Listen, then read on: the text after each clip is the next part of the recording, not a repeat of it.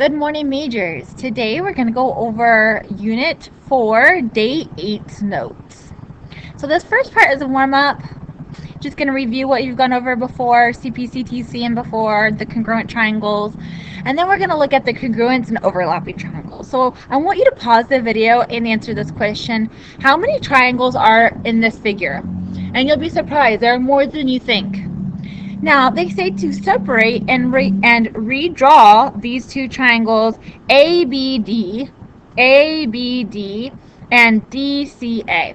So what I'm going to do is I'm going to highlight them in different colors. ABD is this triangle right here. And maybe in blue, I'll do triangle DCA is this triangle right here. So they want us to separate them and redraw them.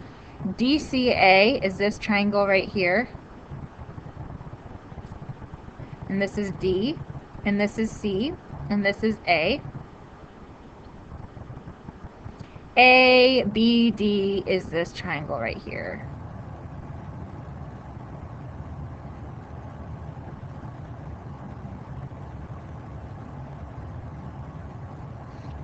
So we separated them and we put those vertices back in there. What is the common side of these two triangles? So remember, the common side is going to be the letters that they have in common. So they both have A and they both have D. Do you guys see that on the blue triangle and the red triangle, they're overlapping on this side? This side has blue and red on it. This side is AD and this side is AD. So their common side is this side AD and this side AD. And we're going to use the reflexive property since they're sharing that common side. And we're going to always say AD is congruent to AD if they're sharing a common side, just like before. Separate and redraw the overlapping triangles. Identify any congruent parts of the two triangles. So we have angles and sides. We have triangle GLJ and triangle, and maybe in a different color, triangle HJL.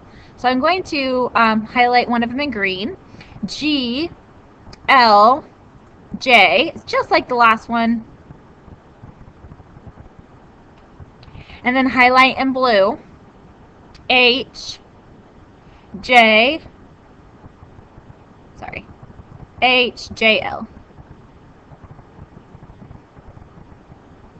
So I'm going to redraw it over here, just like they asked me to.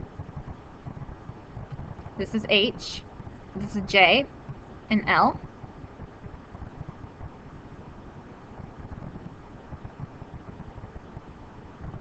This is G, L, J. And they both have LJ. Those are the only things that I can see that are in common. So I'm going to make them, maybe use the black and highlight LJ and LJ. Very nice. All right, so let's do the next one. They say MRP. MRP, do you see that triangle? It almost looks like a star. Almost. It's missing part of it. And triangle NQS. NQS. Ooh, they're not overlapping. The total side is not overlapping, so we can't really count that. Do they have anything in common? N Q S and M R P. So the whole side is not in common because this part of the side is only green and this part of the side is only blue. And I don't see any angles that are completely that they're overlapping on. So I would say this one doesn't have any congruent sides or angles. There's nothing in common. Let's look at number 3. FED. This picture right here is used in a lot of proofs. FED and triangle CDE. So this one again, CDE.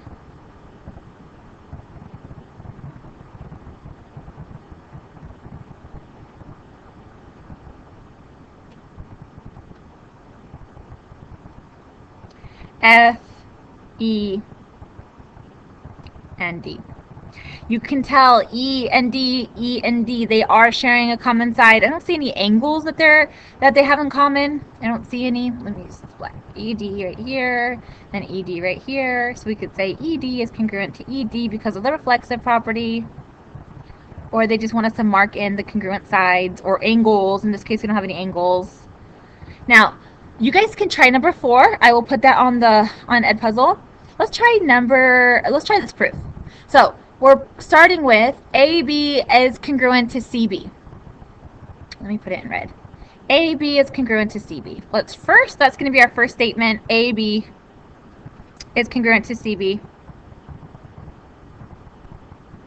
And that is right here. AB is congruent to CB. And my reason is they give it to us. That's given. I hope you guys got that by now. Oh, and they give us more. AE is congruent to CD. AE is congruent to CD.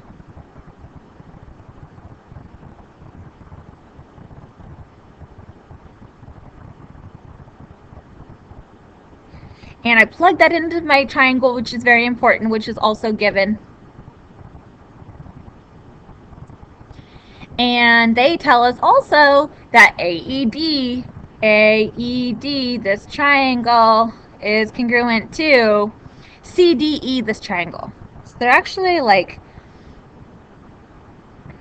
kind of trying to talk about these overlapping triangles, but I plugged that information in, and I'm going to say angle AED is congruent to angle CDE. AED, CDE, and my reason is also given. Now let's look at these triangles that they're trying to prove are congruent. Okay, AED is this triangle right here, right? AED, and this triangle CDE is this triangle right here, CD. I'm going to plug in everything I know that is congruent. They told me AE is congruent to CD. They told me that E is congruent to D. I made that blue. And they told me that part of this side is congruent to part of this side, right? And I need to prove that my triangles are congruent. So I need one more piece of information. Just like we have been doing for almost every single proof, we don't have vertical angles in these 2 triangles at least, but we do have the reflexive property, and I've gone over that before today in these notes. They're sharing the side ED. So we're going to say that ED is congruent to itself, and I hope you guys know why. That is the reflexive property. And actually, I think that they didn't want us to put AB is congruent to CD, which is given. We didn't really use that information, which I'm going to leave it there because it's good to always plug in everything that's given. This is the first time I've seen that this piece of information, there's actually part of the given that we don't need. So I'm going to make my own number 5, okay? And we're going to say we proved what we're trying to prove, which is that my triangle AED is congruent to triangle CDE, and my reason is going to be one of the 5 congruency reasons that we have. In this case, we have this green thing is a side, this red thing is an angle, and the purple thing is a side, right? You guys can use any triangle you want. You have to start with there's no congruencies. You can go clockwise or counterclockwise in a circle, and we will start with a side, an angle, a side. So my reason is going to be side, angle, side, postulate.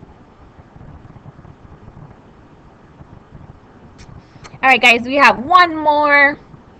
It says angle PSR. PSR is congruent to triangle PQRS.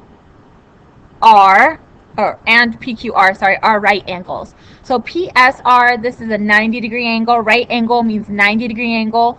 PQR, remember Q and S, these middle letters are the actual vertex. That's the angle that we're talking about. QPR, QPR, which is this angle, is congruent to SRP, this angle. I'm gonna write in there what is given. I'm given that angle PSR and PQR are 90-degree right angles. Angle apostrophe S. My reason is they give it to us. It's given. I'm also going to write that angle QPR is congruent to angle SRP, and that reason is also given, right? They give it to us. It's after the given part right here. Now I'm trying to prove that QPR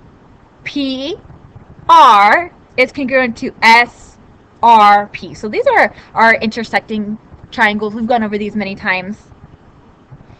So we have one thing that these triangles have in common. We don't have vertical angles, but QPR and SRP are sharing a common side.